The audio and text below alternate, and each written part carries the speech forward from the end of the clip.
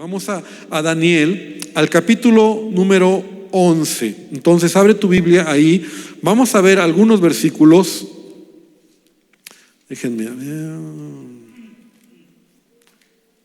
Daniel, ya estoy aquí. Entonces capítulo número 11. Y la última vez yo les decía que Daniel capítulo 10, capítulo 11 y capítulo 12 es un todo. Es un todo de una gran visión que tiene Daniel. Se separa en capítulos, en versículos, por cuestión de que es muy largo. Incluso el capítulo 11, tú puedes ver que es muy largo, tiene 45 versículos. Entonces, pero capítulo 10, 11 y 12, los últimos 3 capítulos, es un todo de lo que Daniel está recibiendo, de esta gran visión acerca de los últimos días. El capítulo 10, en el versículo 14, si tú tienes ahí tu Biblia, vemos cómo viene un ángel, ¿verdad? Y le dice a Daniel: he venido para hacerte saber lo que ha de venir a tu pueblo en los postreros días, porque la visión es para esos días. Entonces, esa es, en términos generales, lo que Daniel va a recibir, una visión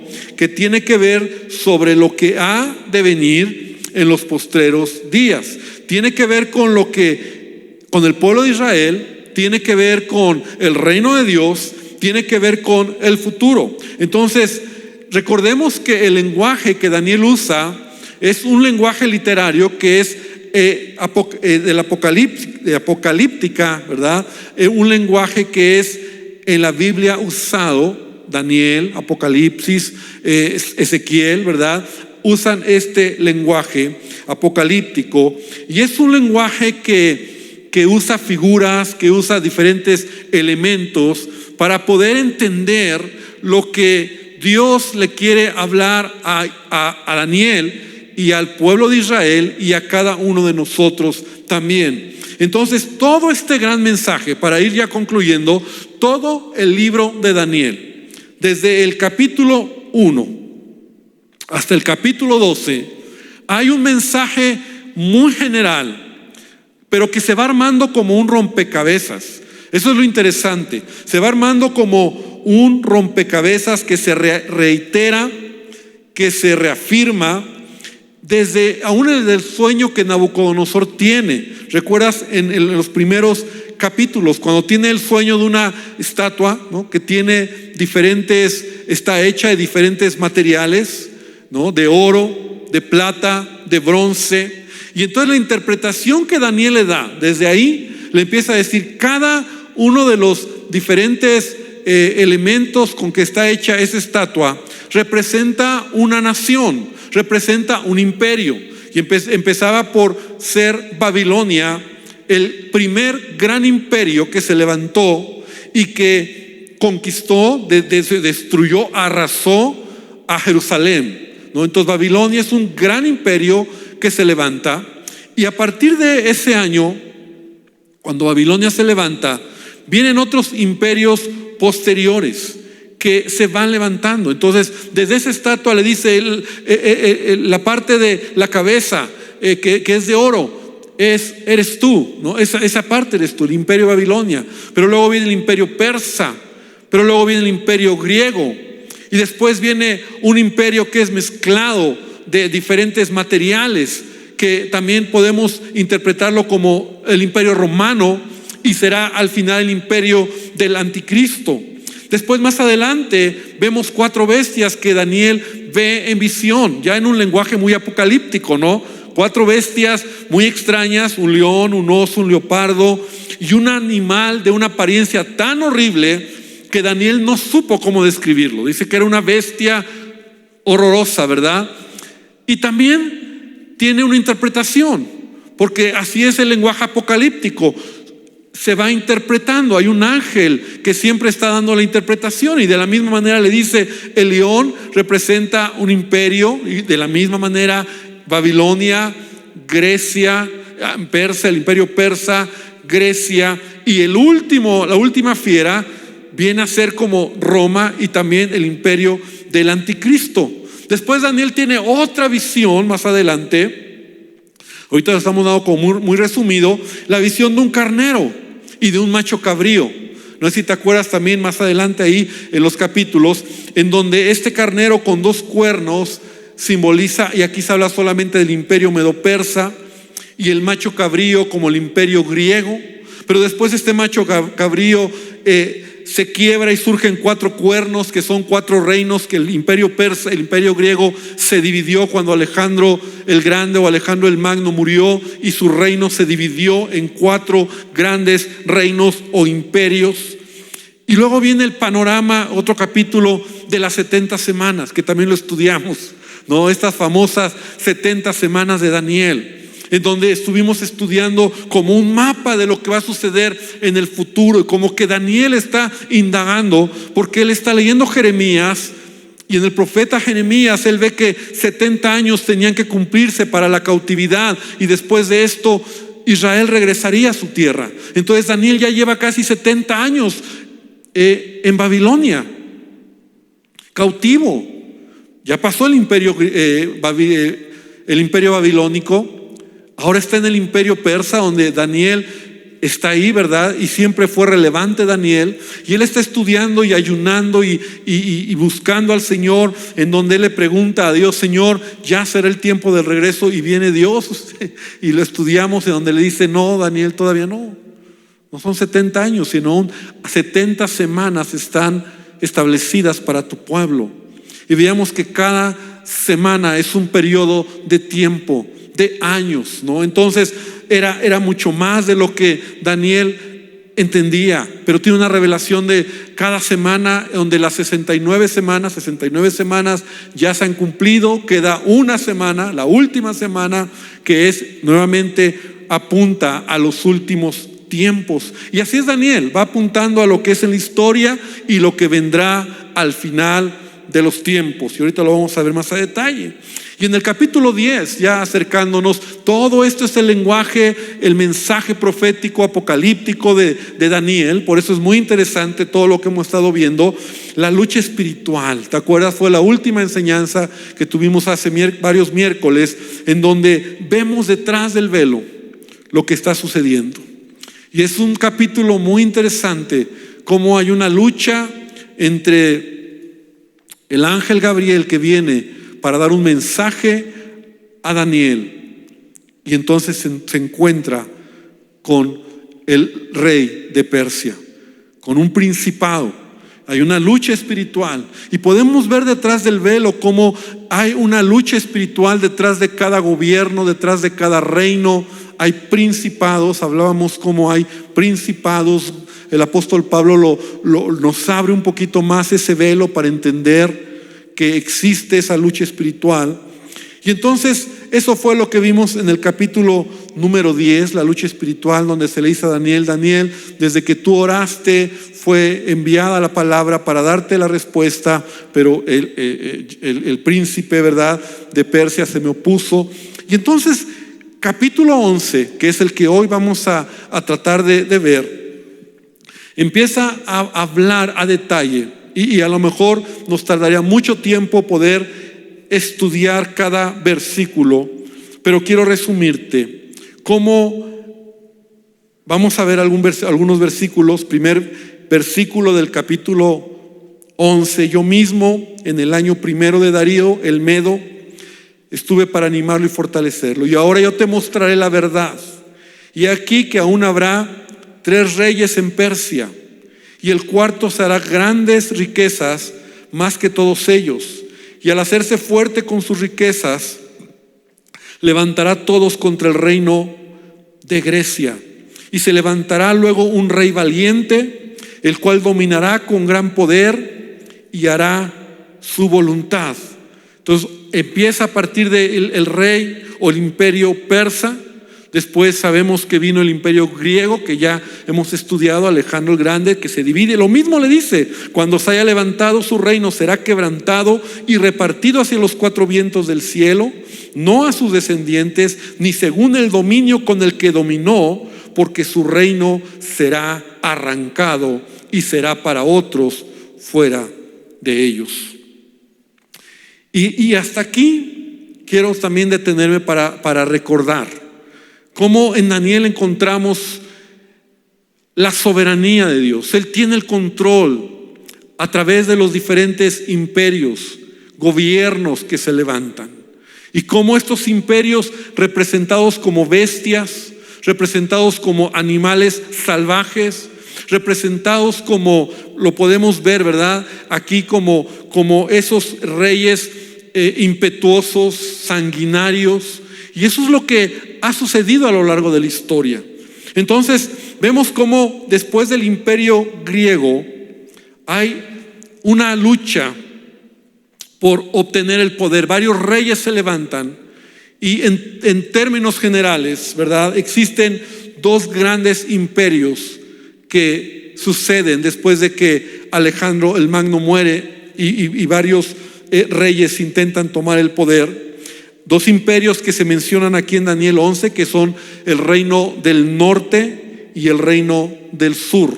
El reino del norte es la dinastía tolemaica de los Ptolomeos, y el reino del sur, la dinastía Seleucida. Son dos grandes reinos que están peleando en el norte y en el sur por tener todo, conquistar todo, y en medio está Israel. Claro, el territorio, no el territorio, lo que es el territorio de Israel, porque para este tiempo, para este momento, los judíos han sido ya muy mermados por todas las destrucciones, por todo lo que hemos visto, los babilonios, luego los persas, luego los griegos, pero al querer obtener posición, poder, entonces ellos están en medio.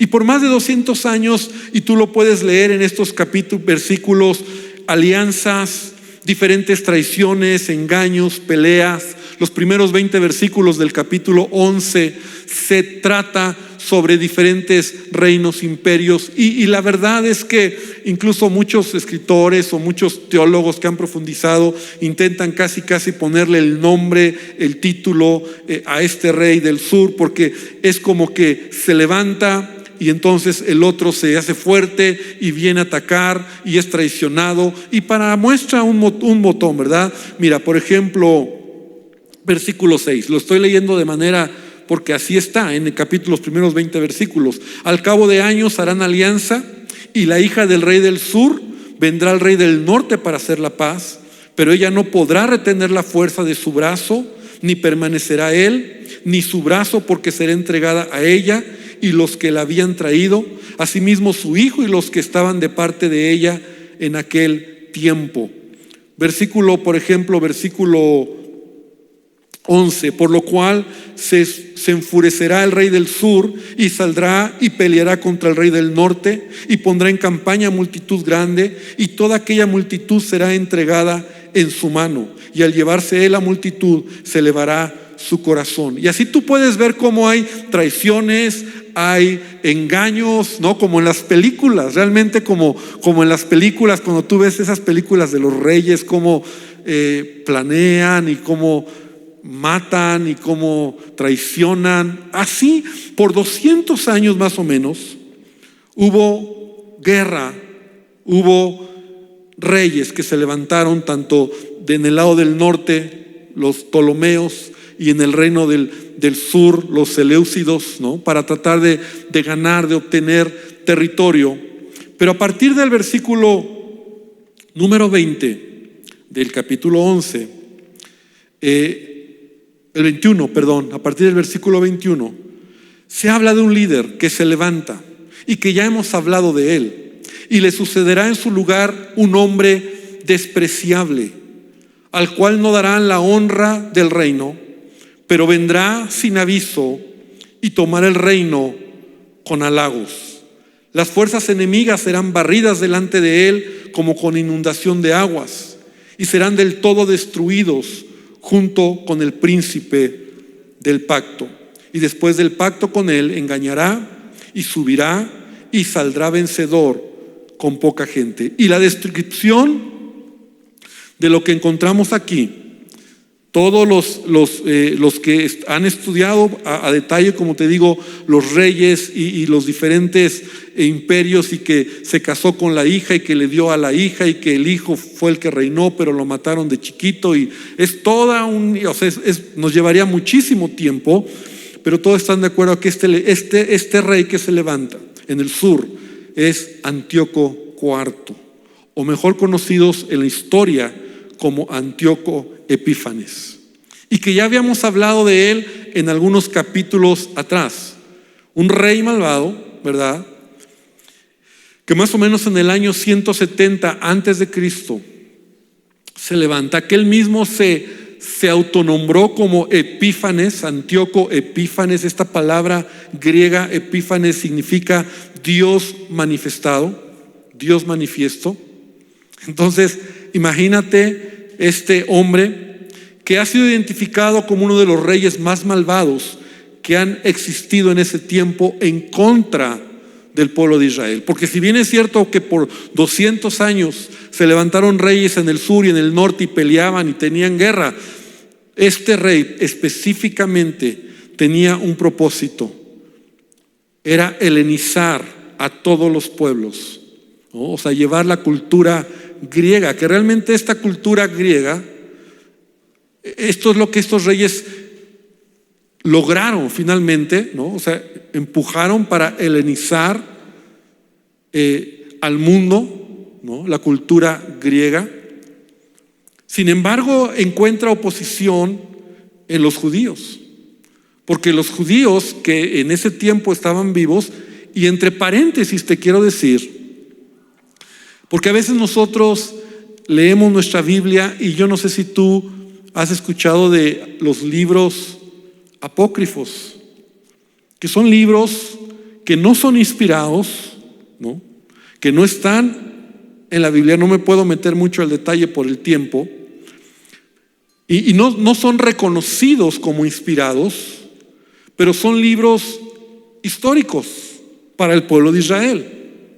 Entonces, los libros, el primer y segunda de Macabeos, los Macabeos, si tú los lees como historia, está a detalle todo lo que te estoy platicando. Incluso se habla de Antíoco, cómo él se levantó contra Israel, y los Macabeos, que era una familia de judíos que lucharon en contra de esa oposición de parte de Antíoco Epífanes.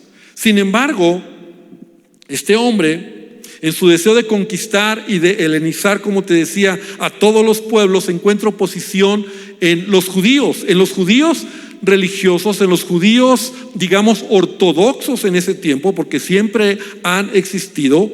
Y él hizo desastre, ¿verdad? Mató a más de 100,000 judíos, vendió a muchos como esclavos, profanó el templo, lo saqueó, prohibió toda clase de práctica de los judíos, que se leyera la ley, que se celebraran o que hicieran sus fiestas, sus celebraciones. Tenían prohibido, y el que lo hiciera moría. Y entonces quiero leerte solamente un breve un párrafo de un libro que habla acerca de esta historia. En su deseo de exterminar el judaísmo, Antíoco Epífanes profanó el santuario y abolió el continuo sacrificio. Pero por si esto no fuera suficiente, erigió una estatua del dios Zeus sobre el altar del holocausto y ofreció en él un cerdo a una divinidad pagana. Además, los judíos fueron obligados a ofrecer un cerdo el día 25 de cada mes en honor a Antíoco IV. Todo esto fue profetizado por Daniel, y se levantará de su parte tropas que profanarán el santuario y la fortaleza, y quitarán el continuo sacrificio, y pondrán la abominación desoladora. Entonces, Antíoco Epífanes es conocido porque este rey tuvo la insensatez, ¿no?, en el lugar santísimo donde se hacían los sacrificios, en el lugar de sacrificios, no en el lugar santísimo, en el lugar de sacrificios donde se ofrecían los sacrificios a Dios, ahí él sacrificó cerdos, ¿no?, animales inmundos para el pueblo de Israel. Y lo hizo de manera violenta, matando, destruyendo. Y eso era como un gran momento para Israel, donde todo estaba perdido. Y todo esto está profetizado en el capítulo 11, a partir del versículo número 20. Entonces lo leíamos, pero vamos a avanzar al versículo 36. hablando acerca de este personaje tan malo, y el rey hará su voluntad y se ensoberbecerá y se engrandecerá sobre todo Dios, y contra el Dios de los dioses hablará maravillas y prosperará hasta que sea consumada la ira, porque lo determinado se cumplirá. Del Dios de sus padres no hará caso, ni del amor de las mujeres, ni respetará a Dios alguno, porque sobre todo se engrandecerá, mas honrará en su lugar al Dios de las fortalezas, Dios que sus padres no conocieron. Lo honrará con oro y plata, con piedras preciosas, con cosas de gran precio. Con un Dios ajeno se hará fortalezas más inexpugnables, y colmará de honores a los que le reconozcan, y por precio repartirá. Entonces está hablando todos estos versículos, a partir del versículo 21 hasta el final, sobre este líder que se levantará y que proféticamente se estaba anunciando que iba a traer un gran sufrimiento sobre el pueblo de Israel.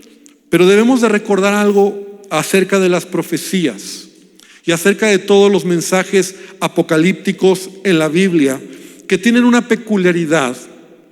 Normalmente las profecías que son dadas, valga la redundancia, por los profetas o lenguaje apocalíptico como Daniel, como Apocalipsis, estas profecías tienen normalmente, algunas, un doble cumplimiento. O sea, apuntan a un momento de la historia, pero también apuntan a otro momento de la historia siglos más adelante. Entonces hay profecías que tienen un doble cumplimiento. Incluso ahorita me viene a la mente, por ejemplo, la profecía de Isaías, cuando dice: he aquí la Virgen concebirá un hijo, ¿no?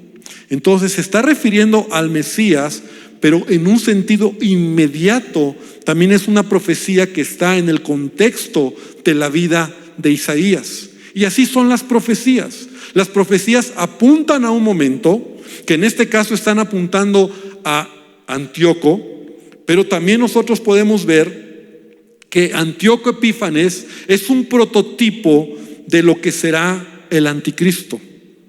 Es un prototipo del final de los tiempos. Si estás conmigo, hemos hablado un poquito acerca de cómo estos animales, ¿no?, las bestias y todo ello, habla de Roma, por ejemplo, ¿no?, como este imperio poderoso que se levanta, pero apunta también al final de los tiempos. Entonces, de esta manera, nosotros vemos cómo el anticristo, ¿no?, este líder que se levantará al final de los tiempos, comparado con Antíoco Epífanes, claro que imagínate, si podemos ver la maldad y la intensidad de destrucción de Antíoco, ¿cómo será la maldad, la intensidad del anticristo? Del verdadero, del último, de la encarnación misma casi de Satanás. Pero es comparado por su odio al pueblo de Israel, por su soberbia. Leíste cómo decía que él mismo se sentía y se creía Dios, por desafiar a Dios, por sus engaños, por la profanación que hará al templo de Dios, ¿verdad? Entonces, es interesante entender, y quiero con esto ir viendo algunos puntos, porque la Biblia nos enseña, Jesús mismo nos enseña, que se levantarán falsos cristos a lo largo de la historia. Cuando Jesús ascendió al cielo, Él nos advirtió, por ejemplo, en Mateo capítulo 24, abre tu Biblia, por favor, versículo número 23 y 24. Jesús nos advirtió que esto sucedería como parte de los últimos tiempos, como parte de las señales antes del fin. Y acuérdate que los últimos tiempos y las señales antes del fin han estado durante estos 2000 años. Claro que cuando Cristo venga, cuando ya estemos a la puerta, y yo creo que hay señales antes del fin que son únicas en esta generación y que son una evidencia de que estamos más cerca de la venida de Cristo.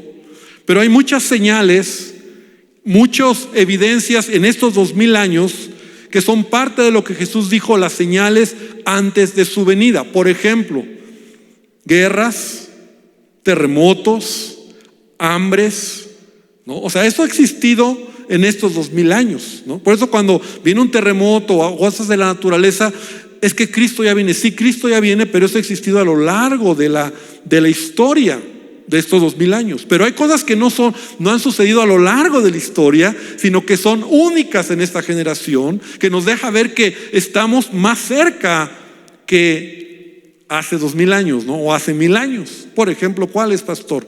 Por ejemplo, la multiplicación de la maldad. O sea, la maldad se está multiplicando. Se me fue la palabra. La tecnología, ¿no? El que todo el mundo está unido, pues se me fue la palabra. La globalización, exactamente, ¿no? O sea, eso es algo que está sucediendo. Incluso el establecimiento de Israel, el restablecimiento de Israel como nación en 1948. O sea, antes de 1948, desde la destrucción de Israel por los romanos, estuvieron esparcidos. Y aunque fueron destruidos en la Segunda Guerra Mundial con Hitler y todo esto, pero no habían regresado a su tierra. Entonces hay muchas cosas que son únicas en esta generación. Entonces, pero Jesús está diciendo, Mateo 24:23, en donde Él advierte que a lo largo de estos 2000 años, mirad, si algunos dijeren, mirad aquí está el Cristo, o mirad allí está, no lo creáis, porque se levantarán falsos cristos y falsos profetas, y harán grandes señales y prodigios, de tal manera que engañarán, si fuere posible, aún a los escogidos. Entonces es parte de lo que Jesús nos dice: cuidado, porque esto son señales, son advertencias, son cosas que van a suceder antes de que Cristo venga. Ahora, esto ha existido siempre. Aún desde los tiempos de los apóstoles ya había falsos cristos, anticristos. Mira lo que dice Primera de Juan, capítulo 2, versículo 22. ¿Quién es el mentiroso sino el que niega que Jesús es el Cristo? Este es anticristo, el que niega al Padre y al Hijo. Y por primera vez Juan, ¿no? Que también Juan es el que escribe Apocalipsis, ¿no? Que tiene un lenguaje muy especial, habla de él, de quién es el anticristo: aquel que niega al Padre y al Hijo. Y Juan 4:3, Primera de Juan, no el Evangelio, Primera de Juan, dice: y todo espíritu que no confiesa que Jesucristo ha venido en carne no es de Dios. Y este es el espíritu del anticristo, el cual vosotros habéis oído que viene y que ahora ya está en el mundo. Esto está muy interesante. O sea, el espíritu del anticristo que está en contra de Cristo, que no reconoce a Jesucristo, ese es el espíritu de este mundo. Entonces, cuando hablamos de que vendrán anticristos, ¿no? Y de alguna manera, incluso me atrevo a decir que lo que encontramos en Daniel 11, ¿no? Hablando de este hombre Antíoco como personaje, como un hombre que está en contra, ¿verdad? Y que es un prototipo, una sombra de lo que sería el anticristo, ¿verdad? También podríamos decir que se levantarán muchos en contra de Cristo. Sin embargo, no estamos hablando, o yo quiero llegar al anticristo, ¿no? O sea, a este hombre al final de los tiempos, ¿no? Este líder mundial que está en la Biblia, que nos deja ver que se levantará, y que las características de él son muy, muy específicas de este líder, el anticristo, y que se va a levantar en los últimos tiempos, que va a establecer un gobierno mundial, que va a tener una mentalidad en contra de Dios, en contra del pueblo de Dios, que va a destruir, que va no solo del pueblo de Dios, sino también del pueblo de Israel, ¿no? Pero será un líder poderosísimo, ¿no? Y incluso lo mencioné como una encarnación del mismo Satanás, ¿no? O sea, ese es el que estamos hablando.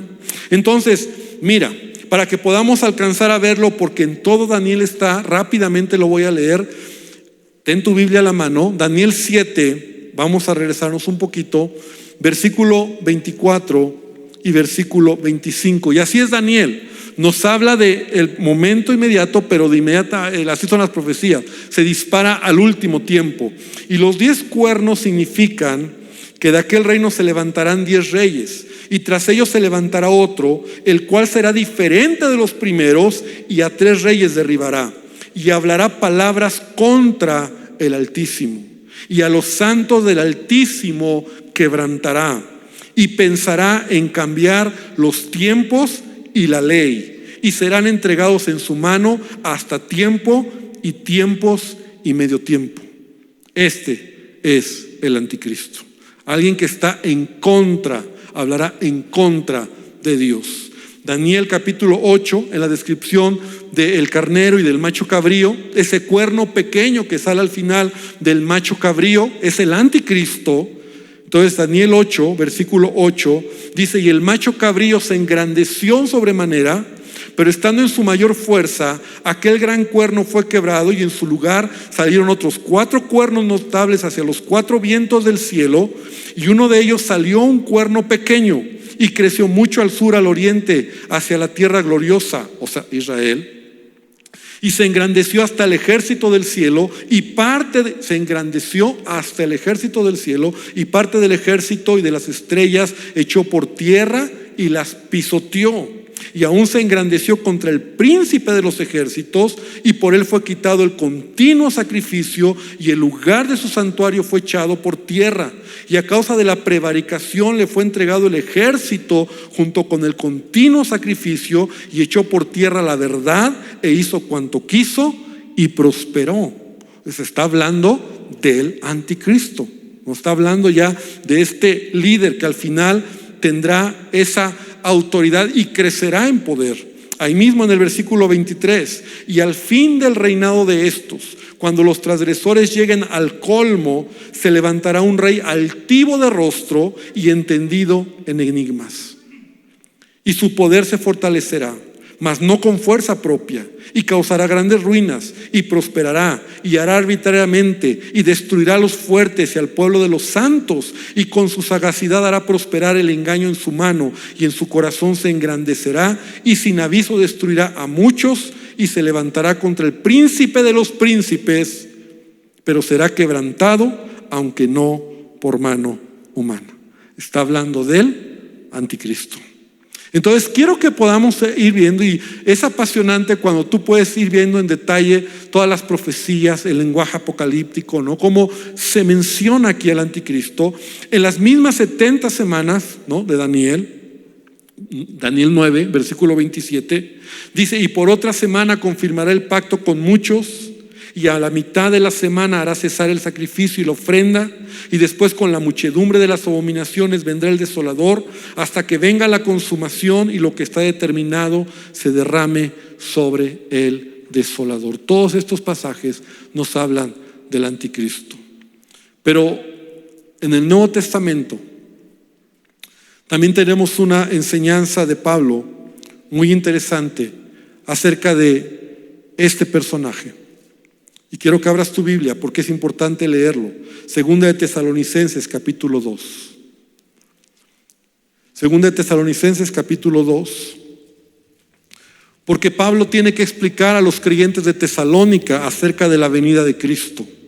Porque incluso ya en los tiempos de en los tiempos de Pablo, la iglesia ya estaba, en cualquier momento decía: Jesús regresa. Y entonces Pablo tiene que dar una enseñanza, tiene que explicar a la iglesia cómo va a suceder esto de la venida de Cristo. Y entonces él, sin decir el anticristo, ¿verdad?, está hablando de lo que sucederá. Segunda de Tesalonicenses capítulo número 2. Dice: pero con respecto a la venida de nuestro Señor Jesucristo, desde el versículo 1, y nuestra reunión con Él, o sea, Jesús está hablando de la segunda venida, de la venida de Cristo, les rogamos que no se dejen mover fácilmente de vuestro modo de pensar, ni os conturbéis, ni por espíritu, ni por palabra, ni por carta, como si fuera nuestra, en el sentido de que el día del Señor está cerca. La iglesia de ese tiempo decían: Cristo ya viene. Habían pasado 70 años de que Cristo había ascendido al cielo. El problema es que había un desorden en los creyentes, en el sentido de que como Cristo ya viene, pues ya para qué hago cosas, pues Cristo ya viene, ya no trabajo, ya no hago nada. O sea, y había enseñanzas equivocadas sobre la venida de Cristo. Entonces Pablo tiene que explicarles. Y entonces les dice que nadie les engañe, porque de ninguna manera, porque no vendrá sin que antes venga la apostasía y se manifieste el hombre de pecado, el hijo de perdición. Ese es el anticristo. O sea, este hombre, este líder mundial, el cual se opone y se levanta contra todo lo que se llama Dios o es objeto de culto, tanto que se sienta en el templo de Dios como Dios, haciéndose pasar por Dios. Y como estamos leyendo Daniel, ya no suena. Ok, entonces es todo lo que está hablando también Daniel de este anticristo, del anticristo. ¿No os acordáis que cuando yo estaba todavía con ustedes les decía esto? Y ahora vosotros sabéis lo que lo detiene, a fin de que a su debido tiempo se manifieste. O sea, el anticristo se va a manifestar en su debido tiempo, porque ya está en acción el misterio de la iniquidad, solo que hay quien al presente lo detiene, hasta que él a su vez se ha quitado de en medio. Entonces se manifestará aquel inicuo, el anticristo, a quien el Señor matará con el espíritu de su boca y destruirá con el resplandor de su venida. Inicuo, el anticristo, cuyo advenimiento es por obra de Satanás, con gran poder y señales y prodigios mentirosos.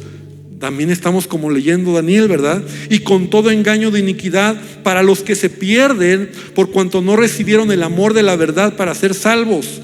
Por esto Dios les envía un poder engañoso para que crean la mentira, a fin de que sean condenados todos los que no creyeron a la verdad, sino que se complacieron en la justicia.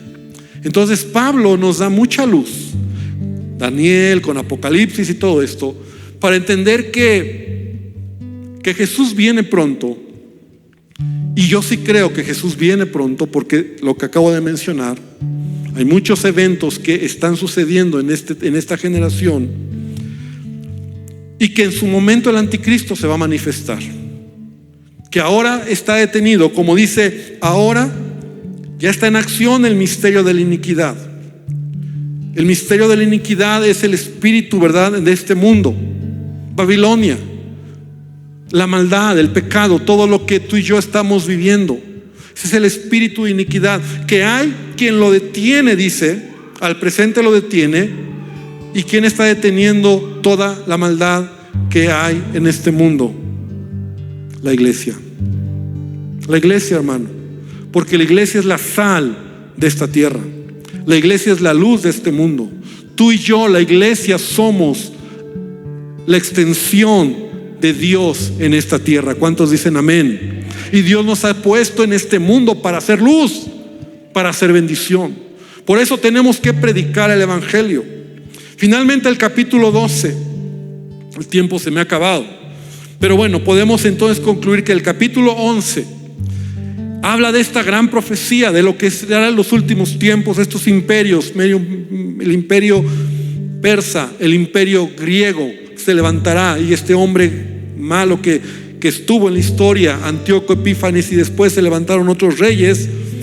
Pero en el capítulo 12 ya finalmente es el desenlace de todo lo que Daniel ha visto. Y en aquel tiempo, versículo 1 de Daniel, capítulo 12, se levantará Miguel, el gran príncipe que está de parte de los hijos de tu pueblo. ¿Te acuerdas que Miguel también está en acción? Este ángel que pelea, ¿no? Gabriel es el ángel mensajero, Miguel es el ángel que pelea, que defendió, que ayudó a Gabriel. Y es el ángel, como dice, de parte de los hijos de tu pueblo. Será tiempo de angustia, cual nunca fue desde que hubo gente hasta entonces, pero en aquel tiempo será libertado tu pueblo y todos los que se hallen escritos en el libro. Y muchos de los que duermen en el polvo de la tierra serán despertados, unos para vida eterna y otros para vergüenza y confusión perpetua. Daniel está recibiendo una gran revelación de todo lo complicado de la historia de su nación, siendo perseguida, atormentada, disminuida, pero al final de los tiempos, al final habrá liberación.